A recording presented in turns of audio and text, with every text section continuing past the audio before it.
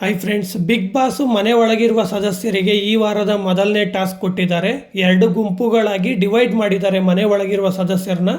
ಮೊದಲನೇ ಗುಂಪಿನಲ್ಲಿ ವರ್ತೂರ್ ಸಂತೋಷ್ ಅವರು, ಸಂಗೀತ ಅವರು, ನಮ್ರತಾ ಅವರು, ಪ್ರತಾಪ್ ಅವರು ಈ 4 ಜನ ಇದ್ದರೆ, ಎರಡನೇ ಗುಂಪಿನಲ್ಲಿ ಕಾರ್ತಿಕ್ ಅವರು, ವಿನಯ್ ಅವರು, ತನಿಷಾ ಅವರು, ತುಕಾಲಿ ಸಂತೋಷ್ ಅವರು ಇರ್ತಾರೆ.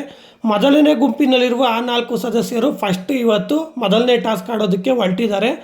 ಏನಪ್ಪ ಆ ಟಾಸ್ಕು ಅಂದರೆ, ಒಂದು ಪೋಲ್ ಮೇಲೆ ಒಂದು ಬಾಟಲ್ನ ಇಕ್ಕೊಂಡು ಅತ್ತ ಅಳ್ಳಾಡಿಸ್ತೀರಾ, ಬ್ಯಾಲೆನ್ಸ್ ಮಾಡ್ಕೊಂಡು ಹೋಗಿ ಒಂದು ತುದಿಯಿಂದ ಇನ್ನೊಂದು ತುದಿಗೆ ಅದನ್ನ ಇಕ್ಬಿಟ್ಟು ತಿರ್ಗಾ ವಾಪಸ್ ಬರಬೇಕು. ಆ ಥರ ಇರುತ್ತೆ ಇದು ಟಾಸ್ಕು. ಈ ಟಾಸ್ಕ್ನಲ್ಲಿ ನಮ್ರತಾ ಅವರು ಸ್ವಲ್ಪ ಹಿಂದೆ ಉಳಿತಾರೆ ಅಂತ ಹೇಳ್ಬೋದು, ಯಾಕಂದರೆ ಅವರು ಬ್ಯಾಲೆನ್ಸ್ ಮಾಡೋದ್ರಲ್ಲಿ ಸ್ವಲ್ಪ ಎಡುತ್ತಾರೆ ಅಂತ ಹೇಳ್ಬೋದು.